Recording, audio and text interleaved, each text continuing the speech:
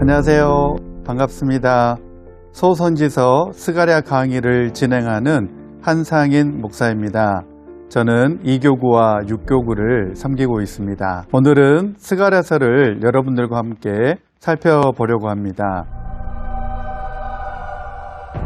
다리오 왕 제2년 8째 달에 여호와의 말씀이 이도의 손자 베리가의 아들 선지자 스가랴에게 임하니라.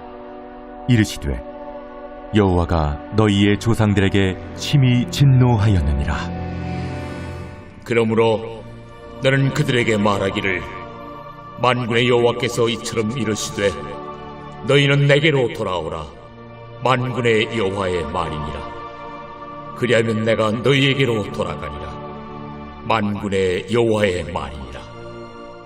우리가 소선지서를 읽어갈 때 어렵게만 느껴지는 이유가, 물론 우리가 자주 접하지 않아서 그렇기도 하지만 소선지서의 배경적인 내용을 잘 모르기 때문에 그렇지 않을까 생각됩니다. 오늘 이 영상을 통해서 스가랴서를 이해하는 데에 조금이나마 도움이 되었으면 하는 바람을 가지고 이 영상을 진행해 가도록 하겠습니다. 우리는 이 코로나 시기를 겪으면서 암담한 현실과 불확실한 미래에 대한 고민이 깊어지는 시기를 살아가고 있습니다. 스가랴 선지자가 살았던 시대 역시도 암담하고 고통스러운 때였습니다. 왜냐하면 그때에는 지도자들이 보기에도 마치 성전을 재건하는데 유대인들에게 허락한 약속이 취소되는 것처럼 보이는 그러한 때였기 때문입니다. 바벨론 포로 기환 이후에 희망을 잃고 현실의 어려움에 부딪혀 낙담하고 있는 이스라엘 백성들을 스가랴 선지자는 격려하고 중단되고 멈춰진 성전 재건을 독려하면서 성전 재건을 통해서 메시아의 오심과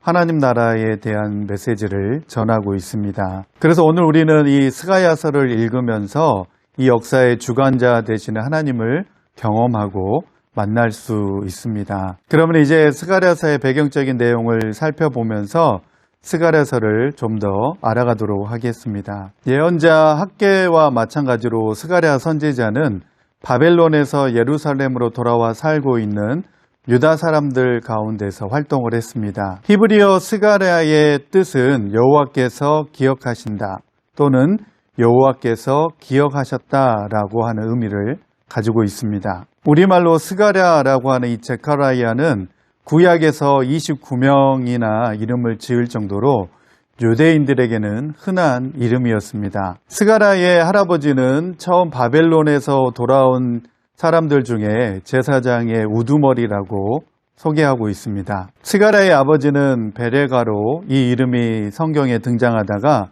나중에 등장하지 않은 것을 보면 아마도 일찍 죽은 것으로 생각해 볼 수 있습니다. 이 스가랴서의 저자는 물론 책의 이름에 따라서 스가랴인데, 스가랴 선지자는 바벨론에서 태어나서 포로 귀환한 후 약 16년에 그의 선지자 직분을 시작하는 것을 볼 수 있습니다. 연대로는 BC 520년에서 519년에 시작을 했는데 그가 매우 어린 나이에 선지자의 사역을 시작했다는 것을 살펴볼 수 있습니다. 바로 이때는 부서진 성전 건축이 아주 오랫동안 중단되었다가 다시 시작되는 시기와도 맞물립니다. 스가랴 선지자는 낙담해 있는 유다 포로 귀환자들에게 그들의 운명에 결정적인 전환이 있을 것이고 모든 불의에서 돌아설 것을 촉구하였습니다.